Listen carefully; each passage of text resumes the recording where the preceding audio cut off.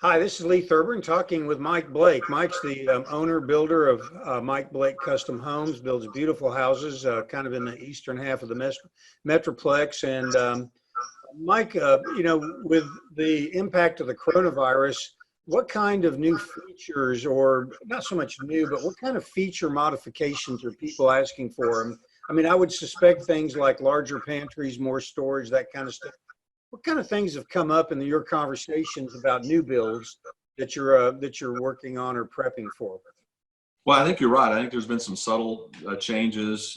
Definitely, I had a client that we've been talking to, and actually we're in design phase, and we actually added 2 feet more to their pantry.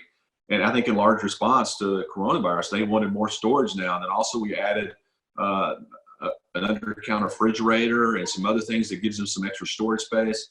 There's also discussion, of course, about dedicated circuitry in the garage for freezers. And then when you start having all those conversations where you're actually storing perishables, then there's discussion about, okay, what happens if we lose power? Are we going to lose everything we've invested in our freezers and our stores and things like that? And so then you have discussions about backup generators. And so it kind of is it's like a ball rolling downhill. When it just affects so many things when you start talking about that. From little things like touch-free faucets, that those have been around a while, but there's really, we're even talking about it even more than we had before. So, I mean, it's really interesting across the board how it's affected things. When you talk about the backup generators, that's interesting to me. Are you talking about backup generators for the limited circuitry for the extra cold storage, or are you talking about impacting more of a household or house-wide, if you will, full house backup?